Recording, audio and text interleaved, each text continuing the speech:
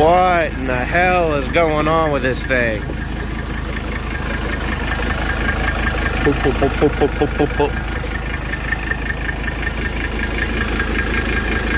Yeah, that's not gonna work.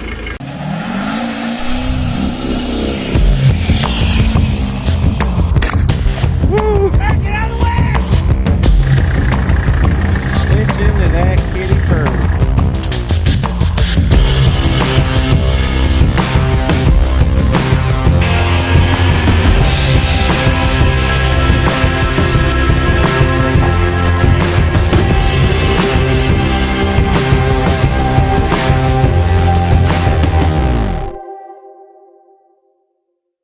So I'm getting tired of having to spray the Bill Cosby in a can and smoking out the whole interstate with nasty blue-white smoke from these injectors being 300,000 miles overdue to be changed. So I'm going to change these out with some supposedly lesser used fuel injectors. I tried pop testing them. The pop tester, I'll show you. It's a China Amazon special. It's made out of plastic, and the pressure gauge doesn't even work on it. But I gotta crank down like crazy on that handle to get them to pop. So we're gonna try putting these guys in. I just ordered some Bosch glow plugs, and also I'm gonna do a valve adjustment because I have no idea when the valve adjustment was done on this thing last. So this is just going to be kind of a cheap budget DIY diesel Mercedes maintenance video. Uncle Ken probably wouldn't like what I'm doing, but. So I'm going to start by getting the injector lines off. Those are just a 17mm wrench. I already got these two loose. I'm going to get all those taken off, and then those fittings down there taken off, and this will all come off in one assembly. Alright, so now we got the hard lines and the return lines off. I'm gonna use a 27mm deep well socket to get each of these injectors out. I'm gonna throw them on the pop tester too, just because the injectors I'm wanting to put in this, a friend gave to me, and they were in his car originally, and they were replaced, but they didn't need replaced. So I just want to make sure that that pressure gauge actually isn't reading, and to make sure that the shims weren't like stolen out of that injector and it's just not reading any pressure, because there is no pressure. It seemed like they're spraying pretty good though. I'm gonna get some aluminum foil and put it over the delivery valves just so I don't get any garbage in there. And yeah, I'll be back with you shortly. Wow, that's a really tiny little injector port there.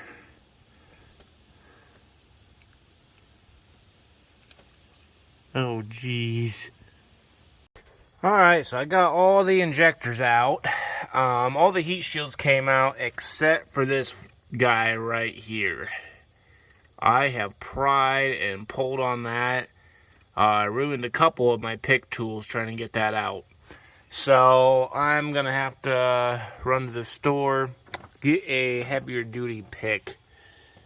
Because, yeah, it's just bending all mine. I bent that back kind of square again, but yeah, all the injectors came out pretty easily. As you saw, there was severe coking in here. I really need to get a separate fuel tank set up in here to start on diesel and switch it over to waste motor oil, and then switch it back before I shut it off, because I think that's where a lot of that coking is from.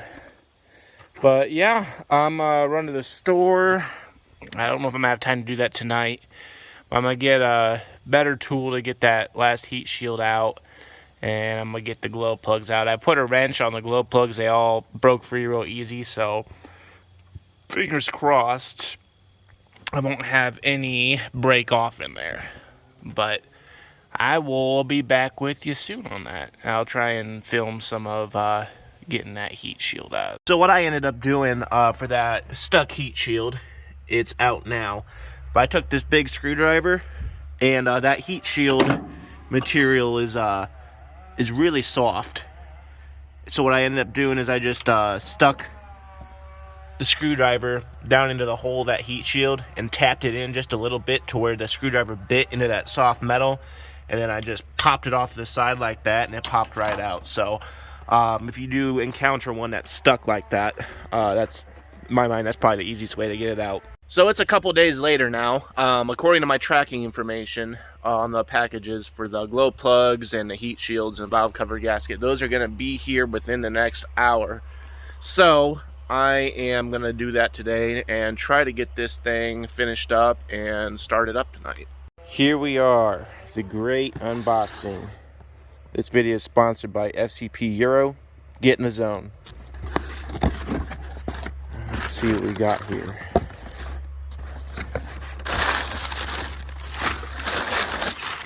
Alrighty, here's our new valve cover gasket. L-ring, part number 237.868. And then all of my glow plugs. Sweet. And then, I don't know why they sent us in a different box. These should be the injector heat shields. Yeah, that's a big box for a little envelope. Yep, here are my new heat shields here. Awesome. Well, let's get to this, boys. Now, these glow plugs do not come with new nuts for the terminals on the end. So when you're taking these off, you want to make sure you don't lose them. I'm not sure what size they are. So if you did lose them, I'm sure you could find them at Lowe's or something, but it's a fine thread and it's going to be metric. So don't lose them. It's going to be a little tricky to find.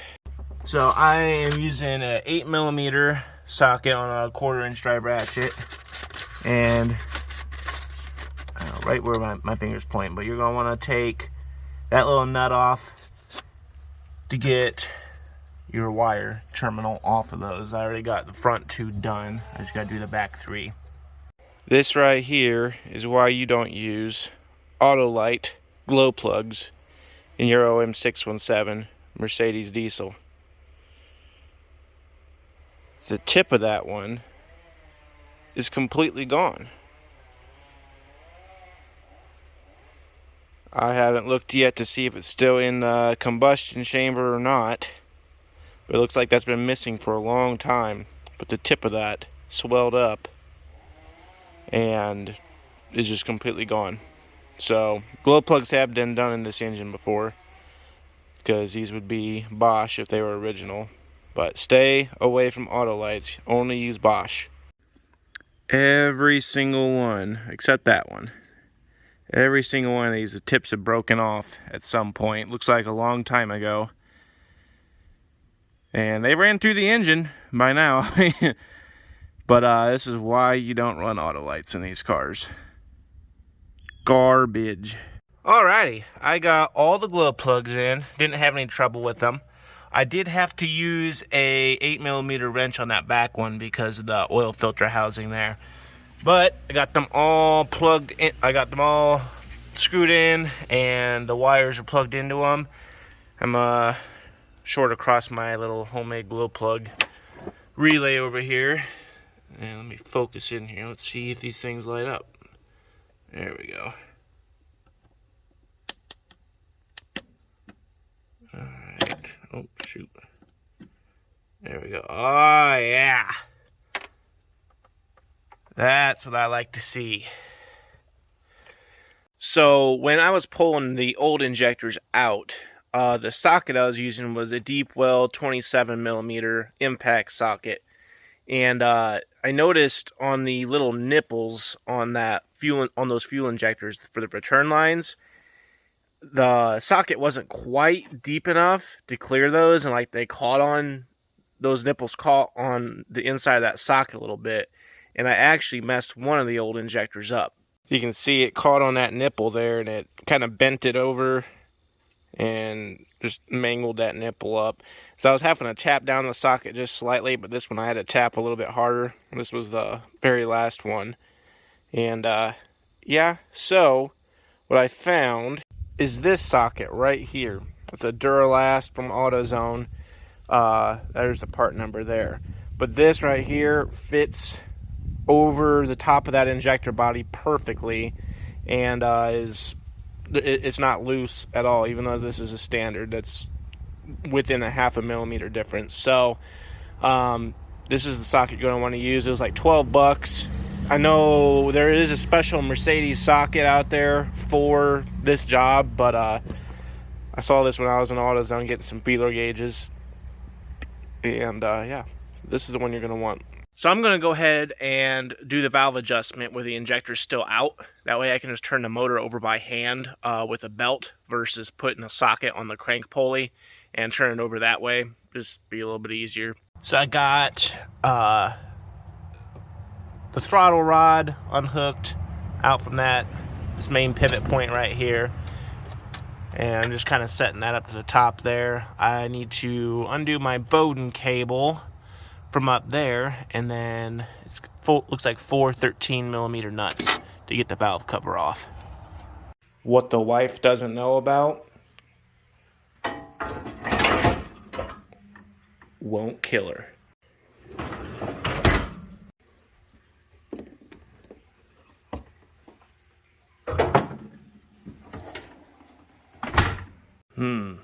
No valve cover option.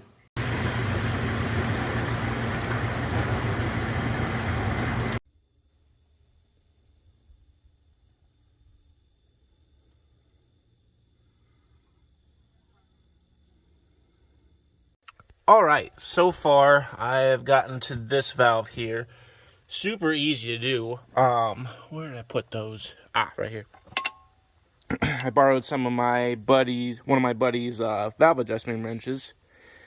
He got these off Mercedes source. Really handy to have. But you see, okay, there we go. So that silver nut on top, that's your lock nut, and your little black nut on the bottom, that is for adjusting. And what'll happen with these is the valves will get tight, blah blah blah. It's like most people who own these know this.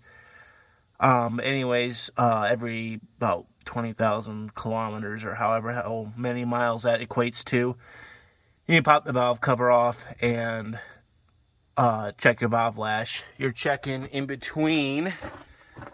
You have your your cam lobe up in the 1 o'clock position, kind of lined up with your oil squirter tube up here. And then you'll check the gap in between the bottom of that lobe and your rocker arm. And so far, my intake valve lash has been just fine. But every single exhaust valve is super tight. That one here I just did, that was actually at like 0. The bottom of that lobe was touching the rocker. So, yeah, that's going to help this thing a lot, I think. Also, to turn the motor over, I'm just putting a 7/8" wrench on the power steering pump nut and turning it counterclockwise.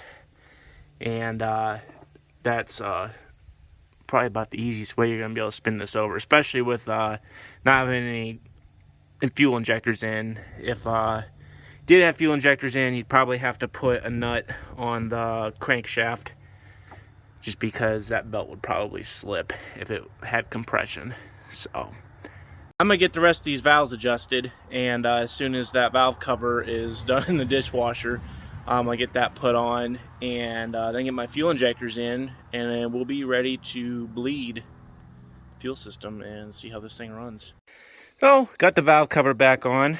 Dishwasher got it pretty clean. Not as clean as I was hoping, but it's a lot better than it was. Got brand new valve cover gasket in there. Yeah, right after that last clip I recorded, I was saying how the intake valves were all fine. Like right after that very next one I did, and then all the rest of them ended up being way too tight as well. So yeah, there definitely was an issue there with those. But now I'm gonna get the air compressor fired up, and I'm gonna blow those injector ports out, try and get those cleaned up as best as I can, and then we'll go on to the injector install.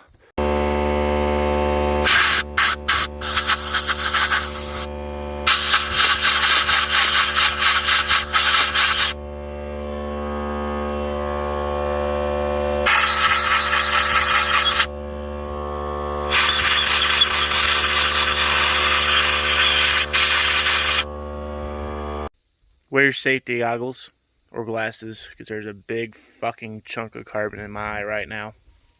They cast that Mercedes star right into the valve cover, just the perfect size for a beer holder. Coincidence? I think not. Alright, so I'm going to try and show this the best as I can, but what I'm going to do is I'm using a little magnet here, and I'm set that down into the pre-combustion chamber, just like so.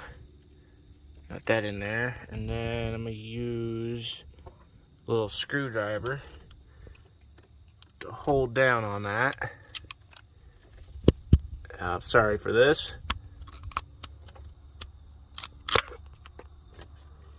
And boom, stays in there, doesn't flip over. So with these heat shields,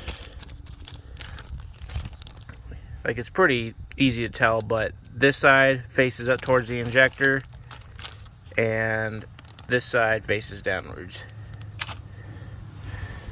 I just wanted to show that Duralast socket. The hex goes all the way down in there. That's all the play there is. So we're going to be able to get these tightened down just fine with this socket.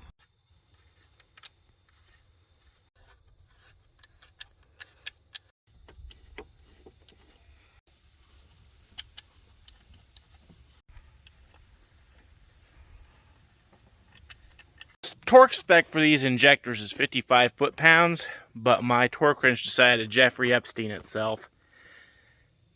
I feel like I've wrenched long enough. I know about where 55 is, so we're just gonna use my biological torque wrench, I guess. I'm gonna get these torqued down and then get those injector lines popped on. I'm gonna leave the fittings going into the injectors loose so I can bleed the lines. But yeah, once we do that, and we'll be ready to test fire. Alrighty, we are all back together. I have the injector nuts loose, so we can bleed out any air in the injection lines. I'm just gonna get in. It'd be really helpful if I had someone here to watch, so I can watch and see when oil comes out. But I'm just gonna get in and crank it for a few seconds and see if oil's spilling out of each of the lines. Then I'm gonna tighten them down, and then we are finally ready to start this thing.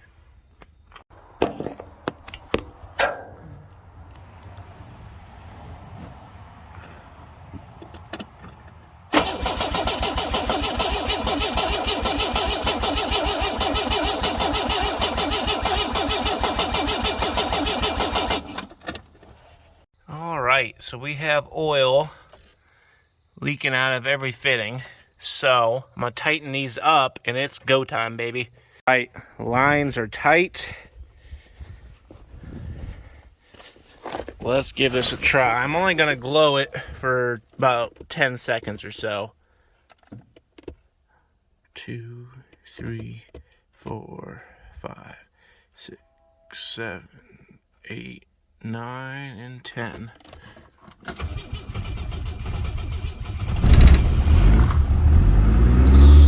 Alright, we are alive. Ooh, belt's a little squeaky. Alright.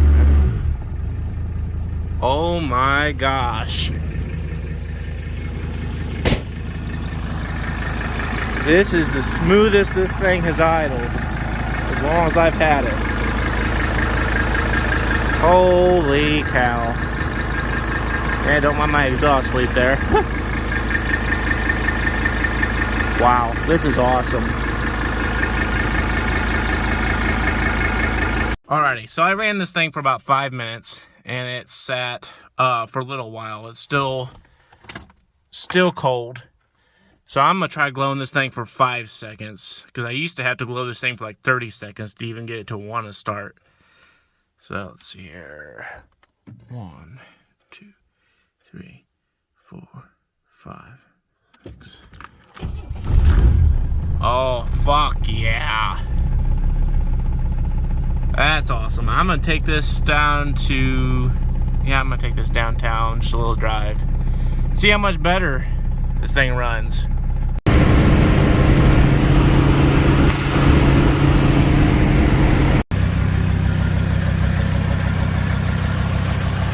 thing is running so freaking good. Well, y'all, car runs better than ever, as long as I've had it anyways. Yeah, this is a nice little learning experience. I've never done this before. I guess the biggest thing I took away from this is I need a second fuel tank to start up and shut off on diesel, and stay away from those dang Autolite glow plugs. But thank you guys for watching. I hope maybe you learned something as well. And as always, like, subscribe, and God bless y'all.